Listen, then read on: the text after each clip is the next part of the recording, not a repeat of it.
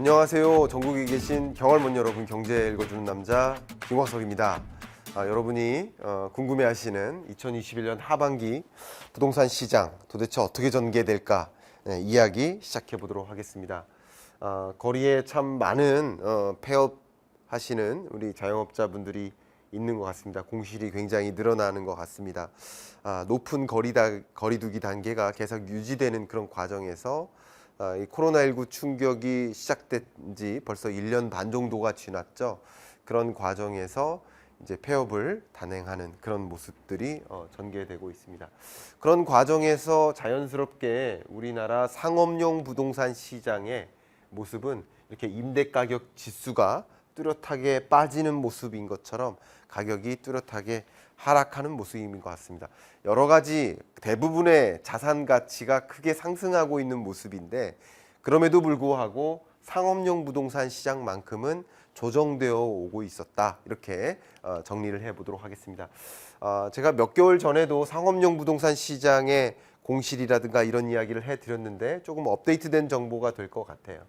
보시는 것처럼 오피스나 소규모 상가 같은 경우는 이제 공실률이 늘어나다가 조금 완만하게 조정되는 모습인 것 같아요. 소규모 상가도 이제 더 이상 공실이 늘어나지 않는 그런 모습인 것 같아요. 물론 이 수치에는 3분기에 벌어진 4단계 거리두기 단계 조정, 이것은 반영되지 않았습니다.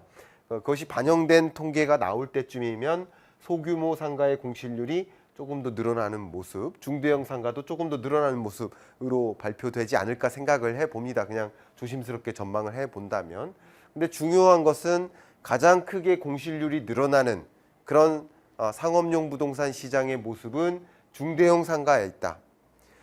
소위 말하는 작은 영세 사업자가 아니라 대형 사업자들, 많은 또 임금 근로자를 고용해서 크게 식당을 하시는 자영업자 여러분들, 이런 분들이 사업 규모를 축소해 나간다든가 아니면 큰 사업에서 작은 사업으로 전환한다든가 그런 과정에서 중대형 상가가 공실은 늘어나지만 어떻게 보면 소규모 상가로 이동하는 과정에서 그런 모습도 이렇게 달리 전개되는 모습이지 않나.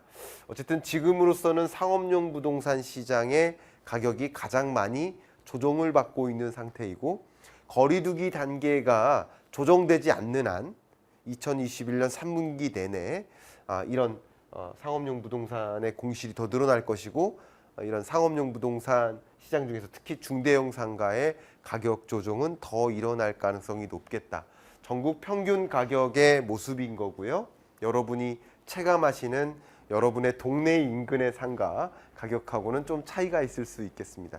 이렇게도 말씀드리고 싶어요. 우리 동네는 공실이 더 줄고 있는데 그런 지역이 있습니다. 공실이 더 줄어드는 지역이 있어요. 코로나19의 여파와 상관없이 더 줄어드는 지역이 있습니다. 가장 많이 줄어드는 지역 중에는 대학가라든가, 그죠? 그리고 외국인 관광객이 중국 관광객이 많이 오는 명동거리라든가 이런 지역에 공실이 많이 늘어나는 것이죠.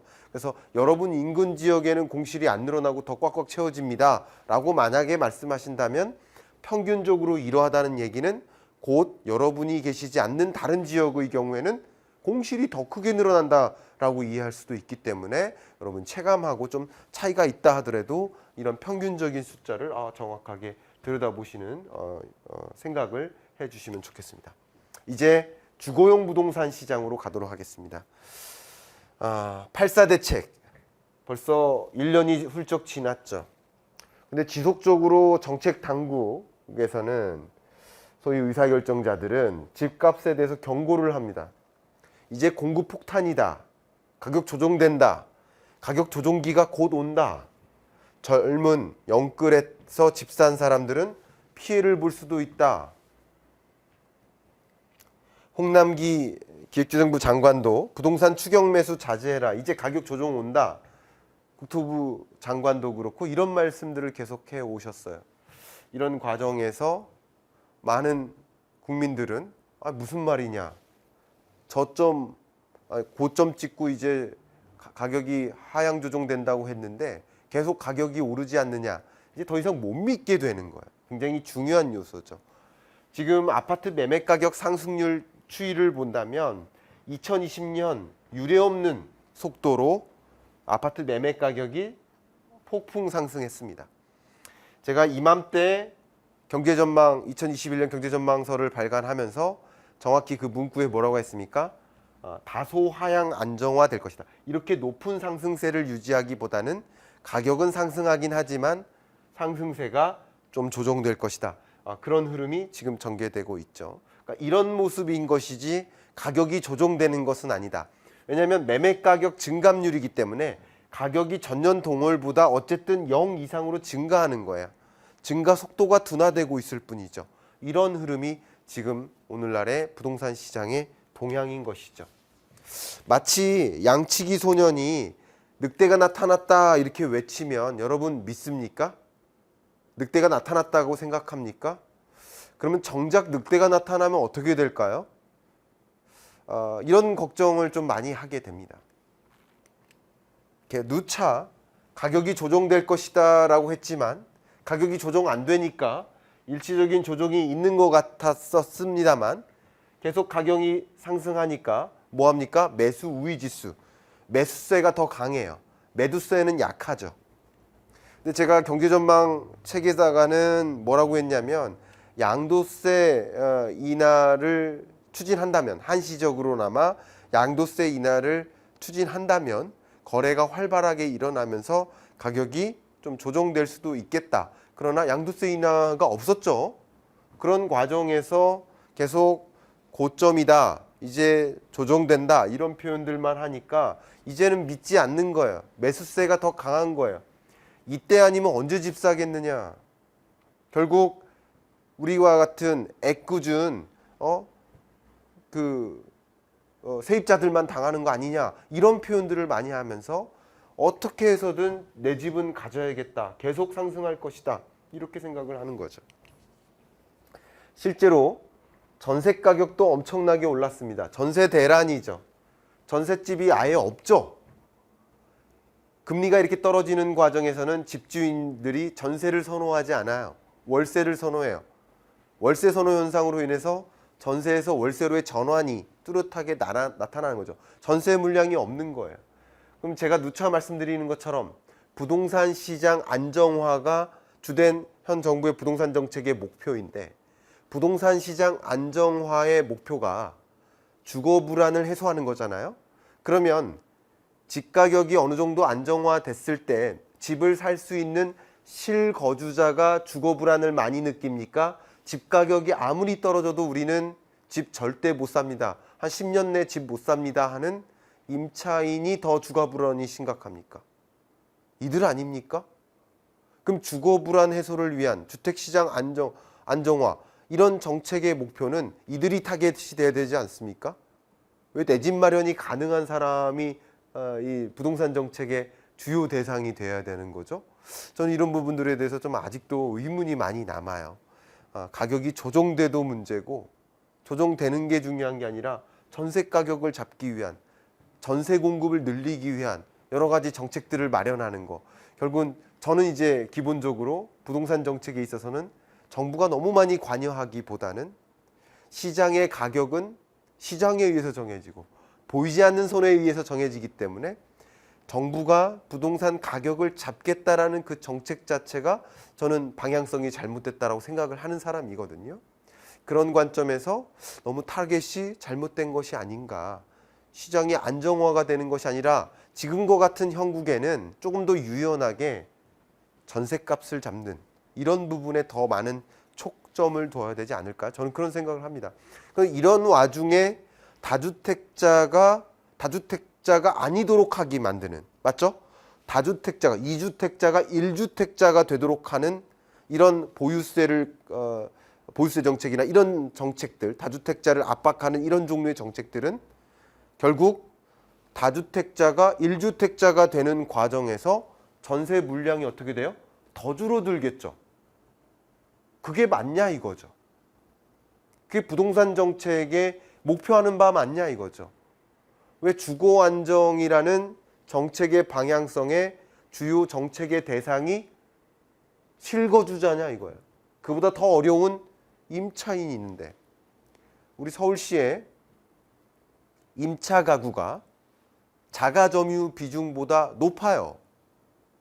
그 정확한 2020년 통계는 8월 30일 날 발표가 됩니다만 지금으로서는 이 조사가 5년 단위로 있기 때문에 2015년 기준으로 말씀드립니다만 서울시의 경우 자가점유 비중이 40%대입니다. 그러니까 더 많은 비중, 50% 이상이 임차 가구예요. 물론 전국을 기준으로 해서는 자가점유 비중이 50%가 넘습니다. 조금 넘어요. 52%였던가 그랬던 것 같아요. 그러니까 어쨌든 반이 임차 가구 아닙니까? 이 중에 절반이 실거주자라고 한다면, 그죠? 집 가격이 조정되고 환경이 조성되면 집을 살 수 있는 그런 계층이라고 한다면 또 나머지 반은 그럼에도 불구하고 집을 못 사는 계층 아닙니까? 그러면 주거 안정이라는 이 정책의 대상이 누구여야 됩니까? 이 말씀을 계속 드려보고 싶어요. 좀 안타깝습니다. 그래서 이런 이소부화 아시죠? 태풍이랑 태양이랑 내기를 합니다. 뭐라고? 야, 우리 나그네가 걸어가고 있는데 이 자켓을 벗겨보자. 난 바람을 잘 불기 때문에 이 자켓을 잘 벗길 수 있어. 태양, 너는 이런 거 못하지? 이렇게 얘기합니다. 바람을 붑니다. 나그네가 어떻게 합니까? 더 이 옷깃을 쪼여매죠. 절대 바람에 흔들리지 않도록 더 쪼여매죠. 무슨 말이냐?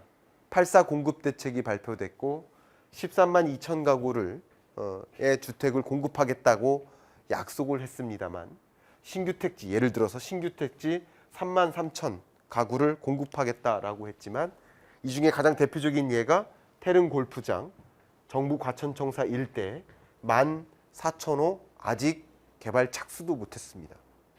주민들이 반발하거든요. 주민들이 반발하면 지자체장은 뭐라고 할까요? 주민들 편이에요? 정부 편이에요? 주민들 편이죠. 왜? 그 지자체장은 누구 표로 지자체장이 된 거예요? 주민 표로 된 거잖아요. 그럼 지자체와 정부가 어떻게 상호작용이 됩니까? 안 되죠. 그러니까 정책은 발표했으나 주택을 공급하겠다, 주택 폭탄이다, 공급 폭탄이다라고 발언했으나 그게 이루어진 게 사실 많지 않죠. 더 중요한 것은요, 공급을 위해서, 다시 말하면 분양을 위해서 가장 1단계로 하는 것이 건설사가 이 국토교통부로부터 인허가를 받아야 돼요. 그 인허가 건수가 있잖아요. 그러니까 인허가 건수는 주택 공급량의 선행 변수예요. 몇 년? 약 2년에서 3년 정도의 앞선 선행 변수. 다시 말하면 지금 인허가를 받았다.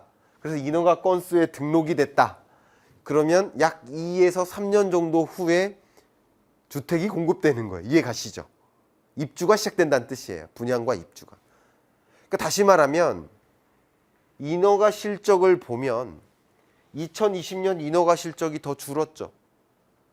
그런데 인허가 실적이 2019년 인허가 실적까지 계속 줄고 있죠. 20년까지도. 그럼 20년 인허가 실적은 2022년, 2023년 인허가 실적에 영향을 미칠 텐데 22년, 23년까지도 공급량은 줄어들 것이라는 거죠. 이게 팩트인 거죠. 인허가 실적이 2021년에 조금 늘긴 했습니다만 이게 영향을 미치는 순간은 2023년 이후라는 거죠. 3년에서 4년. 그러니까 공급 폭탄을 통해서 주택 시장을 잡겠다, 수요와 공급을 조정함으로써 잡겠다 하는 이야기는 사실 공허하죠. 실현 불가능하죠.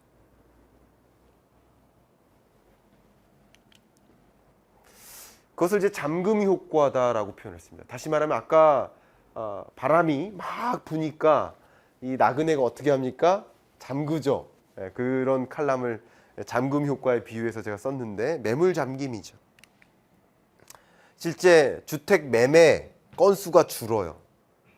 양도세를 인하 안 하니까. 여러분 1억 원의 차익이 발생했는데 그중에 7천만 원을 세금으로 양도세로 내고 싶습니까? 그러진 않죠. 그런 사람이 어디 있어요. 그러니까 양도하려 하지 않죠. 뭐 하려 합니까? 차라리 증여를 하자. 그래서 양도 이 주택 매매는 줄고 증여는 늘어요. 그죠? 이런 모습. 시장에 또 안 좋은 흐름이 또 나타나는 거예요. 증여는 매물로 나오는 게 아니잖아요.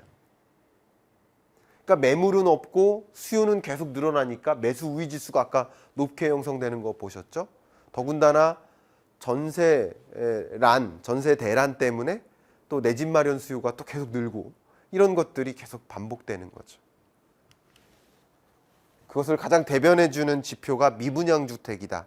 미분양 주택을 제가 항상 강조했죠. 미분양 주택 건수는 주택의 공급과 수요의 결과물을 보여주는 것이다. 미분양 주택 건수를 제가 계산을 해봤는데 세상에 미분양 주택 건수라는 이 통계치를 국토교통부에서 추계를 시작한 이래로 역사 이래로 가장 낮은 수준의 미분양 주택 건수를 기록합니다. 이것은 정확히 가격에 비례하죠. 다시 말하면 이토록 빠른 속도로 미분양 주택이 감소하고 미분양 주택 건수가 존재하는 적이 없었는데 그만큼 이토록 빠른 속도로 매매 가격이 상승한 적이 없었다.